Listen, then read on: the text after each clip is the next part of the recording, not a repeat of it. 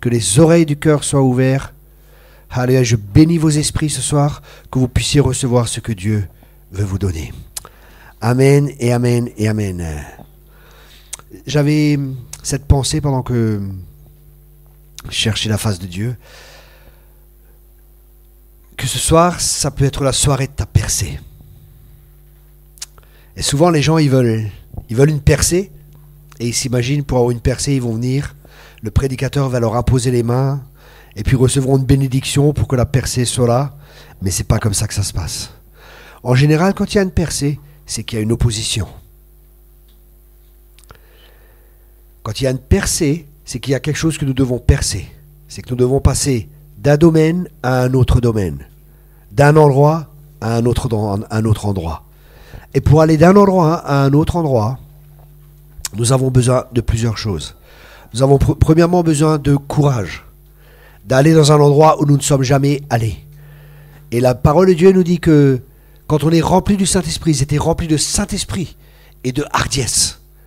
C'est dans Acte 4 que vous pouvez lire ça. Ils étaient remplis de Saint-Esprit et de hardiesse. Donc, nous avons besoin d'être remplis du Saint-Esprit pour avoir cette hardiesse pour aller de l'avant. Ensuite, pour aller de l'avant, nous avons besoin de foi. Parce que nous allons dans un terrain, si nous faisons percer, nous allons quelque part où nous n'avons jamais été au préalable. Ça signifie que nous allons quelque part où nous ne savons pas plus ou moins où nous allons. Et ça signifie que des fois, nous devons laisser nos sécurités. Et ça signifie aussi des fois que nous ne devons pas faire les choses comme nous les avons toujours fait. Et pour ne pas faire les choses comme nous avons toujours fait, peut-être que nous devons penser différemment. Peut-être que nous devons changer notre manière de penser, élargir notre entendement, pour aller là où nous n'étions pas encore.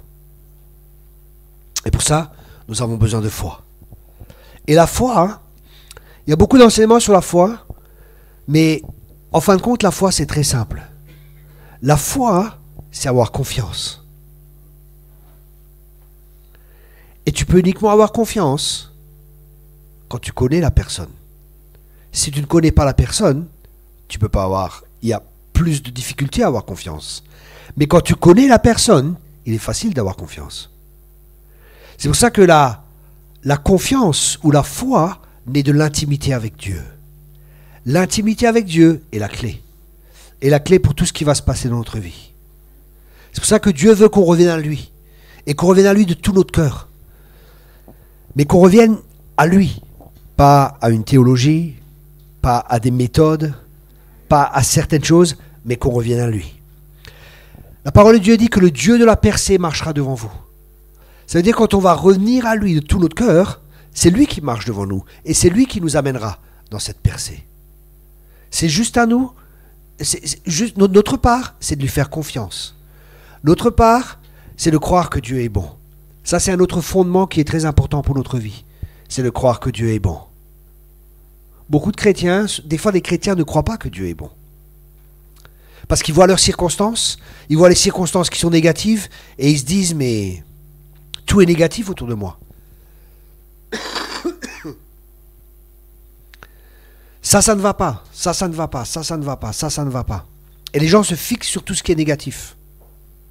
Alors que Dieu veut que l'on ne se fixe pas sur le négatif. Dieu veut qu'on se focalise sur lui.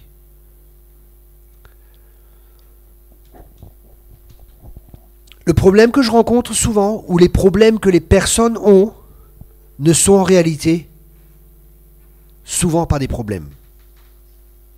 Mais pour eux, c'est des problèmes. Pourquoi ? Leur problème n'est pas le problème. Le problème des biens des gens, c'est la perspective qu'ils ont du problème. Je répète cela, et je vais réexpliquer plus en profondeur. Le problème, des fois, que des gens ont, n'est pas réellement leur problème. Leur problème est la perspective du problème qu'ils ont. Par exemple, si je suis avec mon fils, il est en train de jouer, et sa petite voiture, la roue, elle est cassée. Ouais, la roue s'est ôtée de sa voiture. C'est une catastrophe pour lui. Papa, ma voiture est cassée, regarde, toute ma voiture elle est cassée, c'est terrible, c'est terrible. Qu'est-ce que je fais ? Je prends la voiture, je prends la roue, je regarde, je dis en fin de compte c'est rien, il suffit de la mettre dans la petite vis qui est là et c'est bon, le problème est résolu. Pour lui c'est un problème, ce problème. Mais pour moi, ce n'est pas un problème. Pourquoi ce n'est pas un problème? Parce que j'ai la solution et parce que j'ai une autre perspective. Et David dit dans un psaume, je crois que c'est le psaume 73, il dit « La difficulté est parue grande à mes yeux, jusqu'à ce que j'entre dans ton sanctuaire. » La difficulté parut grande à mes yeux, jusqu'à ce que j'entre dans ton sanctuaire. Le travail que Dieu veut faire dans notre vie, après la nouvelle naissance, c'est que nous soyons semblables à Jésus-Christ. Jésus est dans la barque, il dit à ses disciples « Allons de l'autre côté. » Ils sont tous dans la barque, et d'un seul coup, le vent se lève. Jésus a dit « Allons à l'autre bord. Allons de l'autre bord. Allons de l'autre côté. » En fin de compte, allons d'une dimension dans une autre. Nous allons percer. Nous allons aller de l'autre côté. Et là, qu'est-ce qui se passe? Le vent se lève et la tempête vient. Et c'est ce qui se passe. Quand nous voulons progresser avec Dieu, le vent se lève. La tempête vient. L'ennemi vient. Et il ne veut pas qu'on aille dans un nouveau territoire. Il ne veut pas qu'on s'empare du bon pays que l'Éternel, notre Dieu, nous a donné. C'est pour ça qu'il y a de l'opposition qui est là. Et la question est maintenant, sur quoi nous focalisons-nous? Est-ce que nous focalisons sur les difficultés? Est-ce que nous nous focalisons sur les problèmes? Si nous focalisons sur les problèmes, si nous focalisons sur les difficultés, on sera comme les disciples. Seigneur, la tempête est là. On est fichu. On n'arrivera pas de l'autre bord. C'est pas possible. On n'y arrivera pas. Ça vous arrive des fois?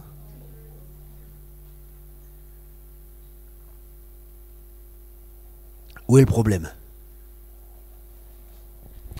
Le problème est, on a eu des peurs, on a eu des craintes, et on a peur de quoi? Les craintes sont là. Pourquoi? Qu'est-ce que c'est toutes ces craintes? Qu'est-ce que c'est toutes ces peurs? D'où c'est qu'elles viennent? Alors que Jésus, lui, il est dans sa barque et il dort. Quelle est la différence entre Jésus et les disciples? Rappelez-vous que Jésus, que le but de Dieu, c'est qu'on soit comme son Fils. C'est qu'on soit transformé de gloire en gloire à l'image de son Fils bien-aimé Jésus-Christ. Ça veut dire pas qu'on aura une barbe, qu'on aura un petit nez crochu comme un juif. Non, c'est pas ça. C'est qu'on soit transformé à son image de gloire dans son caractère, dans sa manière d'être. C'est ce que Dieu veut. Le but de Dieu, c'est que nous agissions comme Jésus. Mais pour pouvoir agir comme Jésus, nous devons penser comme Jésus. Et pourquoi est-ce que Jésus dormait alors que les disciples ils avaient peur, ils avaient des craintes, ils ont commencé à paniquer? Tout simplement, c'est que Jésus était plus conscient de Dieu que de lui-même. Notre problème, c'est notre ego. Aïe. Regardons en nous, on se dit, on va se noyer, on va ceci, on va cela. On est fixé sur nous, on est fixé sur nos besoins, on est fixé sur nos capacités.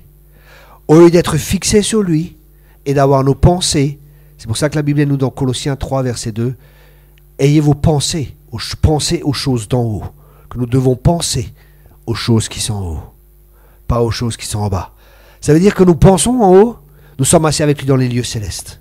Et nous avons la perspective du ciel. Et nous voyons les choses avec la perspective du ciel. Nous voyons les circonstances autour de nous. Nous voyons le monde autour de nous, comme Dieu le voit. Et c'est ainsi que Jésus marchait sur cette terre, et c'est ainsi que Dieu veut que nous marchions sur cette terre. Que nous changions notre perspective. Et que là où c'est impossible, nous disons tout est possible à celui qui croit. Tout est possible à Dieu, mais tout est aussi possible à celui qui croit. Amen. Je ne sais pas dans quelle situation tu es, mais je sais que Dieu est plus grand que le problème dans lequel tu es.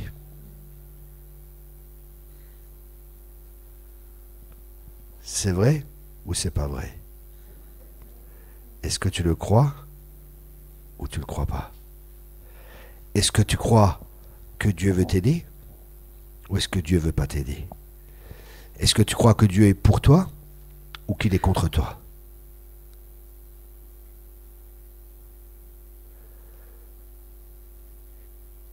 Ce qui va révéler ce que nous croyons réellement, c'est les épreuves et les difficultés. Tant que tout va bien, alléluia, Gloire à Dieu. Je suis béni tous les jours de ma vie, je suis béni. Mais dès qu'il y a un problème, dès qu'il y a des difficultés, alléluia, j'arrive plus à chanter. Ça coince. Et justement, Dieu, il veut que, même quand il y a les difficultés, même quand il y a les problèmes, on continue à avoir les yeux fixés sur lui. Quand vous observez David et les psaumes de David, les plus grands problèmes, les plus grandes difficultés qu'il avait, qu'est-ce qu'il faisait?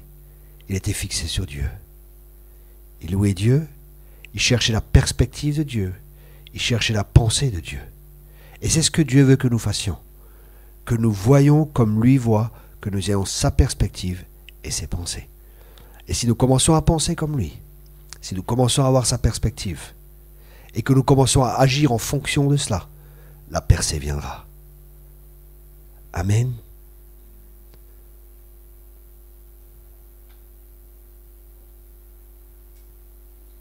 J'entends quelque chose, vous entendez aussi?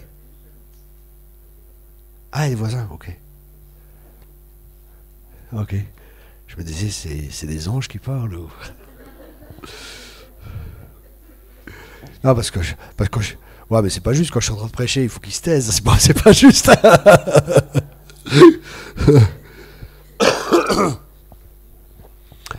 Donc tout notre problème est un problème de perspective.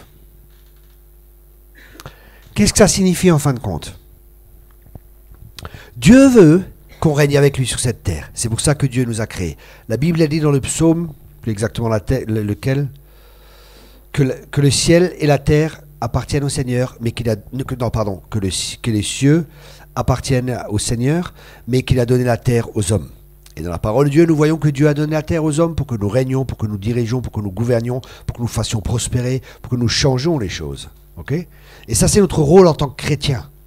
Mais, comme malheureusement, nous ne le faisons pas encore, mais ça va venir, la Bible dit que la création entière soupire après la révélation des fils de Dieu. La création entière soupire à ce que toi et moi, nous ayons cette révélation de qui nous sommes en Christ. Des nouvelles créatures, les choses anciennes sont passées, voici toutes choses sont de nouvelles. Et parce que nous sommes des nouvelles créatures, nous pensons comme des nouvelles créatures et nous marchons en nouveauté de vie. Nous ne marchons plus comme les gens du monde, qui sont dirigés par les circonstances, qui sont dirigés par les problèmes, qui sont dirigés par ce qui se passe, mais nous sommes dirigés par le ciel. Et parce que nous sommes dirigés par le ciel, nous amenons le ciel sur la terre. Est-ce qu'au ciel il y a des soucis? C'est pour ça que Jésus nous dit déchargez-vous sur lui de tous vos soucis. Est-ce qu'au ciel il y a de la pauvreté? Il n'y a pas de pauvreté. C'est pour ça que Dieu ne veut pas qu'on soit pauvre. C'est pour ça que Christ s'est fait pauvre. Et Dieu veut qu'on prospère. Mais la prospérité, c'est quoi? La prospérité, c'est qu'on ait assez pour nous et pour pouvoir combler les besoins des autres. C'est ça la vraie prospérité. La vraie prospérité, c'est pas juste les finances, ça contient beaucoup plus que ça. Dieu ne veut pas que tu sois pauvre, Dieu ne veut pas que tu sois dans le manque. Dieu te bénit. Et quand Dieu bénit, il bénit pour que la coupe déborde. Ça veut dire que tu es assez pour toi et pour pouvoir encore donner aux autres. Amen. Ça, c'est la bénédiction de Dieu. C'est jamais centré sur soi, égocentrique. Bien sûr, Dieu, il veut nous donner l'abondance pour nous, mais pour que nous puissions donner aux autres, pour bénir autour de nous. Dieu n'est pas le Dieu du manque. Mais quand il y a des manques, quand il y a des difficultés, comment réagissons-nous? Est-ce que nous tenons ferme aux promesses? Parce que nous sommes le peuple de la promesse.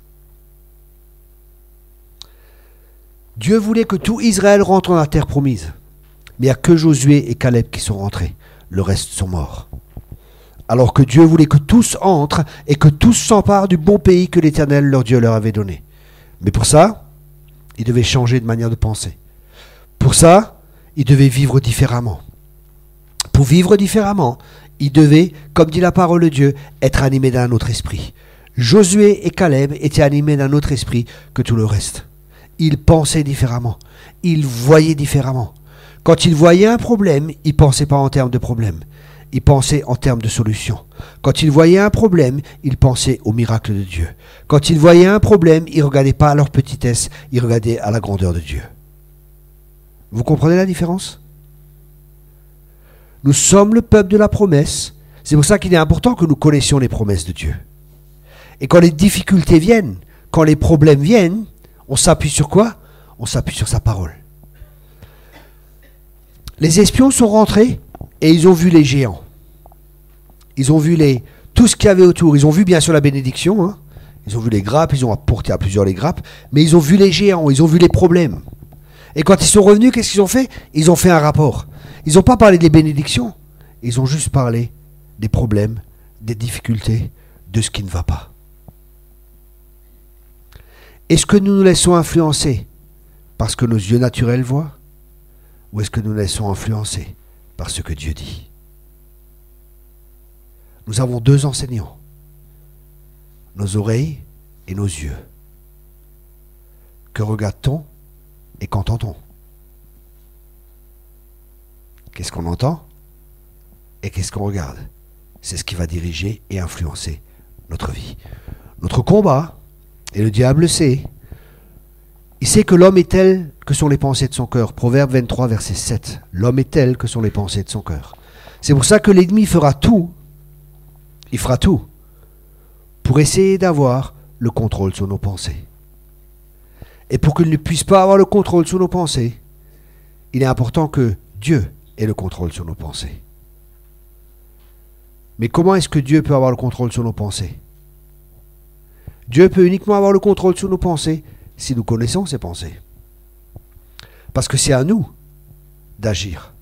Dieu veut avoir le contrôle sur nos pensées parce que nous, volontairement, nous utilisons notre volonté, que nous soumettons volontairement à la sienne.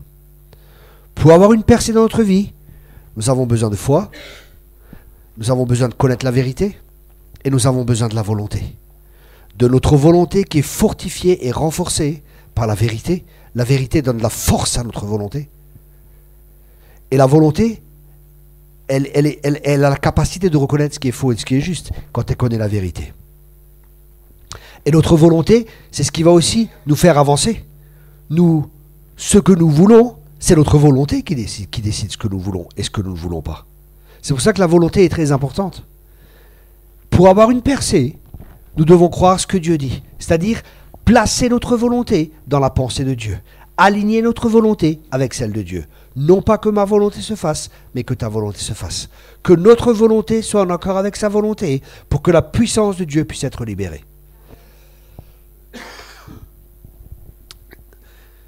Jésus a dit, excusez-moi, Jésus a dit, je sais que je suis toujours agréable au Père. Et pourquoi est-ce que Jésus était toujours agréable au Père? Parce qu'il a dit, je fais non pas ma volonté, mais je fais sa volonté. Si nous voulons être agréables à Dieu, il suffit de faire sa volonté. Pour ça, l'apôtre Paul dit, ne soyez pas sans intelligence, ne connaissant pas la volonté de Dieu. Et Dieu veut qu'on connaisse sa volonté. Pourquoi est-ce que Dieu veut qu'on connaisse sa volonté? Parce qu'il veut qu'on fasse sa volonté. Et parce qu'il veut qu'on fasse sa volonté, il nous communique sa volonté. Tout le monde connaît la volonté de Dieu. Enfin, tous les chrétiens. Ceux du monde, non, mais en tant que chrétien, on connaît la volonté de Dieu. Ne soyez pas sans intelligence, ne connaissez pas la volonté de Dieu. La volonté de Dieu, elle est révélée dans sa parole. Sa parole est la vérité. Et quand on marche dans cette volonté, quand notre volonté s'aligne avec la volonté de Dieu, ça libère la puissance de Dieu pour que des signes, des miracles et des prodiges se fassent. Maintenant, certains vont me poser la question, quelle est la volonté de Dieu pour ma vie? C'est très simple. Chasse les démons, ressuscite les morts, va évangéliser. C'est la grande commission, faites des disciples. Voilà la volonté de Dieu pour notre vie. Tout le monde est d'accord? C'est marqué dans la parole de Dieu, hein. Il n'y a rien de nouveau sous le soleil. Hein. Allez de par toutes les nations et faites des disciples. Et tout disciple accompli sera comme son maître. Et que fait un disciple? Le mot disciple vient du grec mathetes, signifie quelqu'un qui apprend, quelqu'un qui est enseignable. C'est une autre qualité nécessaire, ou c'est un autre ingrédient nécessaire pour avoir la percée, c'est d'être enseignable. Tu n'auras pas de percée si tu n'es pas enseignable. Si tu crois que tu sais tout et que tu connais tout et que tu ne veux pas changer, que tu penses toujours de la même manière, que tu fais les choses de la même manière, ne t'étonne pas que tu aies les mêmes résultats. Si nous pensons de la même manière que nous avons toujours pensé, que nous agissons de la même manière que nous avons toujours agi, ne vous attendez surtout pas à avoir un autre résultat. C'est une illusion. Pour changer quelque chose, il faut penser différemment. Penser différemment amènera un changement dans notre vie. Tout ce que Dieu fait, il le fait toujours à partir de l'invisible. Et pour nous, c'est pareil. Tout ce qui a été créé dans le monde a toujours été créé à partir de l'invisible. Tout ce qui a été créé dans le monde, que ce soit ça, d'où ça vient ça? D'où ça vient? Okay, du bois, de la forêt, de Dieu qui a créé les arbres, la nature et c'est ça. Non, de qui ça vient? C'est quelqu'un qui a eu la pensée, l'idée de faire ça, et comme ça, et comme ça. Il a eu quoi? Une pensée. Il a eu de l'imagination. C'est-à-dire quelque chose qui n'était pas visible. Et ce qui était invisible, il a commencé à travailler avec ça et à le rendre dans le visible. L'invisible précède toujours le visible. C'est pour ça que les pensées précèdent toujours les actes. C'est pour ça qu'il est très important de faire attention à notre manière de penser. Car l'homme est tel que sont les pensées de son cœur. Ça va? Le combat est un combat au niveau de nos pensées. Les peurs, tout ce que nous avons, c'est toujours lié aux pensées. Toujours. Les pensées influencent les émotions.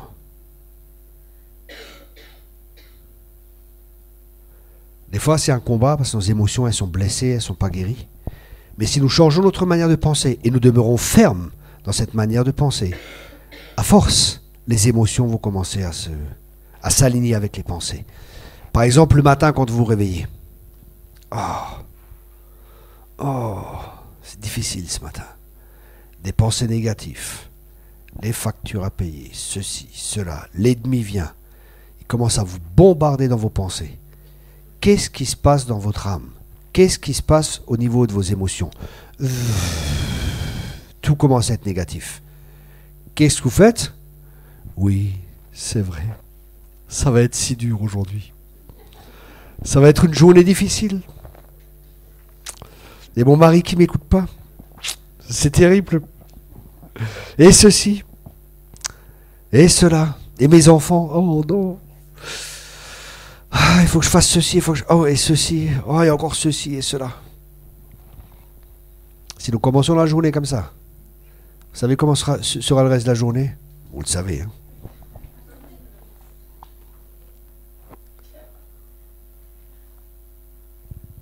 C'est pour ça qu'il est important le matin que vous remplissiez de la parole de Dieu, que vous changez vos pensées, que vous prenez des pensées positives, parce qu'elles vont influencer positivement vos émotions.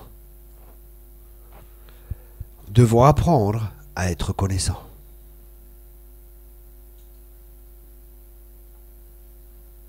Comment faire pour être reconnaissant? Bonne question.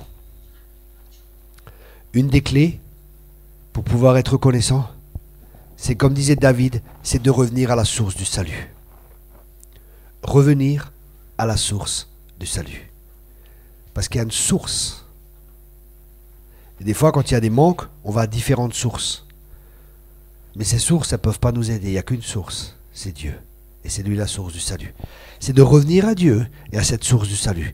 Qu'est-ce que c'est que cette source du salut? Cette source du salut, c'est de se rappeler d'où on vient, c'est de se rappeler des bontés de Dieu, c'est de se rappeler de ce que Dieu a fait pour nous. Compte les bienfaits de Dieu, mets-les tous devant tes yeux. Tu verras en adorant combien le nombre en est grand. Amen. Et ça, c'est une décision, c'est un choix que nous avons à faire. Parce que l'ennemi essaye d'amener toutes les circonstances négatives. Rappelez-vous au début, pourquoi la chute est venue? La chute est venue, écoutez bien cela, à cause des informations qui ont été communiquées. Les informations sont très importantes. Les informations que nous recevons et les informations que nous croyons. Ève a cru les informations qui lui ont été communiquées par Satan et la chute est venue. Si elle avait écouté ce que Dieu a dit, Si elle avait... Et qu'est-ce que le diable a fait en insinuant? Oui, mais Dieu sait très bien que le jour où vous en mangerez. Qu'est-ce que le diable a insinué? Le diable a insinué que Dieu n'est pas bon, qu'il ne veut pas tout dire, qu'il veut garder les choses pour lui. Il a attaqué la nature et le caractère de Dieu. Et c'est ce qu'il fera toujours dans notre vie. Mais non, mais tu peux faire ça, tu sais, Dieu, il sait très bien. Il veut pas que tu le fasses parce que... Ou bien qu'est-ce que je sais, ce qu'il va nous raconter. Ou ce que l'ennemi va essayer de nous dire. Et c'est pour ça qu'il est très important pour nous que nous soyons fondés, enracinés dans l'amour de Dieu et que nous sachions que Dieu est bon. Même si les circonstances sont négatives, même si c'est difficile, Dieu est bon. Même quand c'est difficile, Dieu est toujours assis sur le trône. Amen. Et quand nous commençons à avoir cette perspective du ciel, quand nous commençons à, malgré les circonstances, à être comme Jésus qui dormait dans la barque. Jésus dormait parce qu'il était fixé sur le ciel. Il savait et il se réveille et il dit, ah, mais combien de temps est-ce que je dois encore vous supporter? Sa perspective était complètement différente. Ou à un moment, Jésus dit à ses disciples, il dit, allez, vous voyez, il y a les personnes qui sont là, depuis plusieurs jours je prêche, ces personnes ont faim, allez et nourrissez-les. Un disciple va vers l'autre, il dit, attends, c'est le sabbat, la boulangerie a fermé. Et Judas, il dit, ouais, de toute façon, on n'a pas de fric. Et l'autre, ça suffira pas pour 5000. On n'a pas assez d'argent. Et ça va pas, ça va pas. Pourtant, Jésus a dit, allez et nourrissez-les. Qu'est-ce que Jésus voulait qu'ils fassent? Jésus voulait qu'ils changent leur perspective humaine et qu'ils aient la perspective divine. Et Jésus a pris l'exemple, il a pris ce qu'il y avait, il l'a rompu, il l'a multiplié et il a commencé à les nourrir. Écoute bien. Arrête de dire je ne peux pas faire ceci, je ne peux pas faire cela. Commence avec ce que tu as. Et tu verras qu'en commençant à donner, ça va se multiplier. Tu verras que quand tu commenceras à semer, tu vas récolter. Commence à changer ta manière de voir.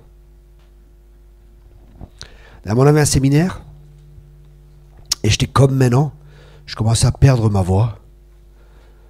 Ça allait de plus en plus mal. Et je dis non, si je suis attaqué dans ma voix, c'est que Dieu a prévu de faire quelque chose avec ma voix. Donc je vais prêcher, je vais prophétiser, je vais aller à fond la manette. Et il s'est passé plein de choses. Comprenez, si vous êtes attaqué dans un domaine, réagissez dans un esprit contraire. Si vous êtes malade, au lieu de vous apitoyer sur vous, trouvez-vous du malade et commencez à prier pour eux. Ce que vous faites pour les autres, Dieu le fera pour vous. Vous saisissez ce principe? Nous devons être libérés de notre ego. Amen. Et nous devons comprendre que si nous sommes attaqués dans un domaine, c'est que Dieu veut bénir et faire quelque chose avec le domaine dans lequel nous sommes attaqués. Vous savez, souvent, par exemple, dernièrement, tu es dans un de nos groupes, et l'avant-dernier soir, la femme du pasteur, elle a dit, écoutez, ça fait 2 jours que je pense à ça, et je vais témoigner. Et elle commence à témoigner des difficultés qu'ils avaient dans le couple, c'était près du divorce, le mari avait fait plusieurs fois les valises, ici et ça et ça. Qu'est-ce qui s'est passé? Là où ils étaient faibles, là où ils ont des combats, Dieu leur a donné la victoire. Dieu leur a donné la victoire, pourquoi? Pour qu'ils soient des témoins.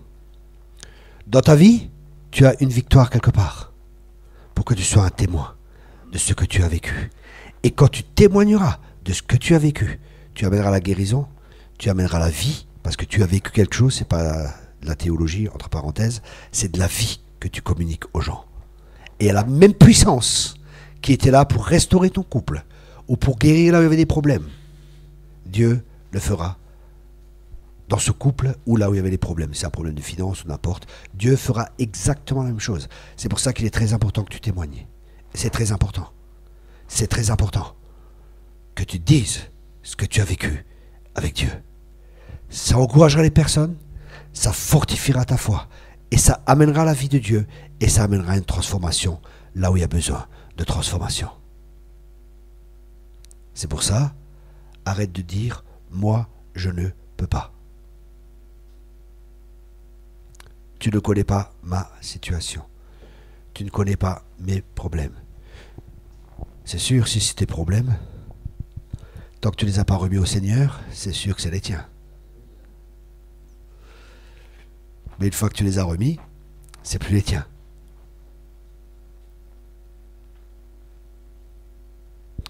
Nous devons changer de perspective. Si nous voulons avoir une percée, changer de perspective. Ne plus avoir cette mentalité de victime. Trop de chrétiens ont une mentalité de victime. Trop de chrétiens ont une mentalité d'assister. Pasteur, tu peux m'imposer les mains?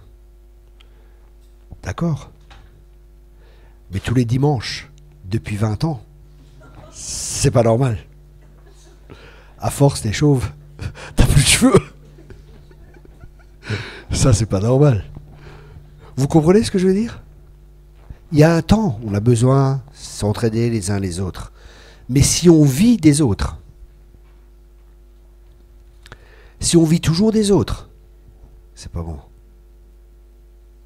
Lot vivait des révélations et vivait d'Abraham. Mais Dieu veut qu'on soit comme Abraham, qu'on dépende directement de lui. Amen. Dieu veut qu'on ait une relation personnelle avec lui. Ça, c'est le christianisme, hein. C'est avoir une relation personnelle avec Dieu. Que Dieu t'entend, tu lui parles, tu communiques avec lui. Il y a un échange qui se fait. C'est une relation personnelle. Amen. Est-ce que tu es prêt pour ta percée? Tu es prêt pour avoir une percée? Dans quel domaine est-ce que tu veux que Dieu progresse dans ta vie? Ou tu sens que Dieu veut que tu progresses? Chacun. C'est ce domaine, ça coince. Ce domaine, il doit avoir une percée. Pour qu'il y ait la percée, pense comme Dieu pense. Aligne tes pensées avec la sienne. Active ta volonté qui est fortifiée par la vérité. Et l'onction de Dieu sera libérée parce que ta volonté est en accord avec sa volonté. Et persévère. Des fois, il faut du temps. Ça ne se fait pas en un jour. Des fois, ça ne se fait pas en 2 jours.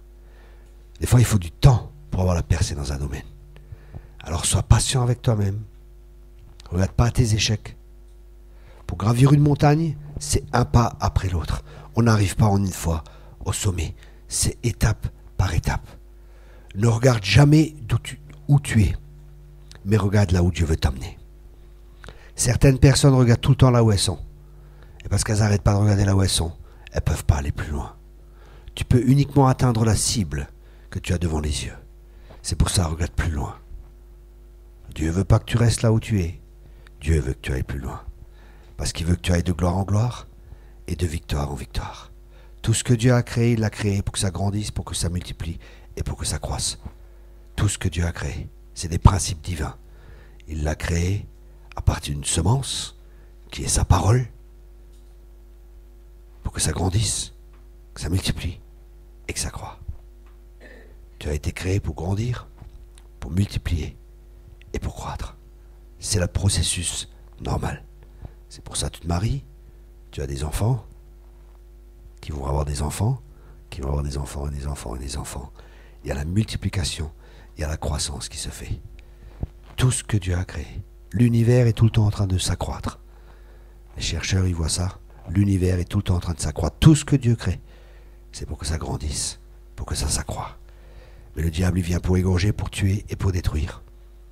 Et la seule manière à laquelle il peut le faire avec toi, écoute bien, la seule manière à laquelle il peut le faire avec toi, c'est quand tu ne crois pas Dieu.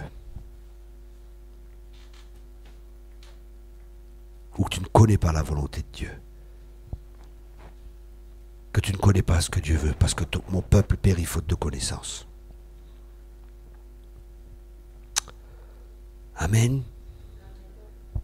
Dieu veut une percée. Pour ta vie, il veut t'amener plus loin. Pour que la percée se fasse, tu connaisses sa volonté, ses pensées à ton égard, ce que Dieu veut que tu fasses. Que tu alignes ta volonté avec la sienne, que tu fasses ce qu'il veut que tu fasses, s'il te demande de faire quelque chose. Des fois, il faut juste rester ferme dans la position dans laquelle nous sommes. Des fois, il faut faire des choses que nous n'avons jamais fait. Il faut agir avec foi. La foi, elle est toujours active. La foi, elle n'est jamais passive. La foi, c'est toujours l'action. Amen. Même si c'est rester pour tenir ferme, c'est de l'action aussi. Tu restes et tu tiens ferme. Tout est un problème. Tout dépend de la perspective que nous avons.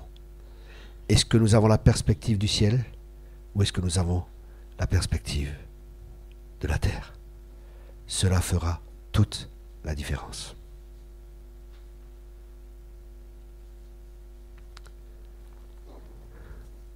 Un jour, un chef d'entreprise qui a une usine de chaussures, il envoie un représentant dans un pays pauvre, et il dit écoute, enfin il est dans un pays, il dit écoute, regarde voir si on peut faire des affaires là-bas. Et cet homme revient et dit patron, c'est terrible. Personne n'a de chaussures, ne peut pas faire d'affaires. Le patron dit bon, je vais quand même envoyer un autre représentant. Dans la Bible, c'est des espions. Les 12 là, vous savez. Et il envoie de nouveau un représentant pour faire une étude de marché et tout. Puis ce représentant revient et le patron lui dit alors, c'est comment? Il a dit patron, on va faire des affaires, personne n'a de chaussures. Les circonstances sont les mêmes. Tout est pareil. Il y a une chose qui change. C'est la perspective. Quelle est ta perspective? Je connais les projets que j'ai formés pour vous. Projets de paix et non de malheur. Et un avenir plein d'espérance. Amen. C'est trop beau pour être vrai. Ben c'est ça. C'est ce que ça veut dire évangile. Évangile. C'est un terme qui était utilisé pour dire c'est trop beau pour être vrai. Mais la bonne nouvelle, c'est que c'est vrai. Dis à ton voisin, c'était pour toi.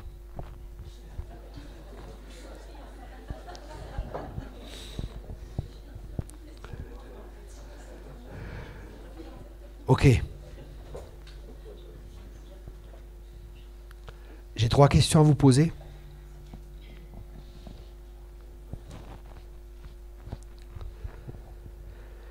Qu'est-ce que Dieu t'a dit ce soir? Première question. Deuxième question. Quand est-ce que tu vas le mettre en pratique? Troisième question. À qui vas-tu rendre compte que tu l'as mis en pratique? Si Dieu t'a parlé ce soir et que tu ne le mets pas en pratique, tu as perdu ton temps. Et en plus, il te faut quelqu'un à qui tu puisses rendre compte de cela. Pour voir si tu grandis, si les résultats, s'il y a quelque chose, s'il y a un changement qui s'est opéré. Il faut que ce soit mesurable. Ça va? Sinon, tu iras encore 20 ans dans l'église, et dans 20 ans, tu auras toujours les mêmes problèmes et les mêmes difficultés. Si tu écoutes, tu ne mets pas en pratique.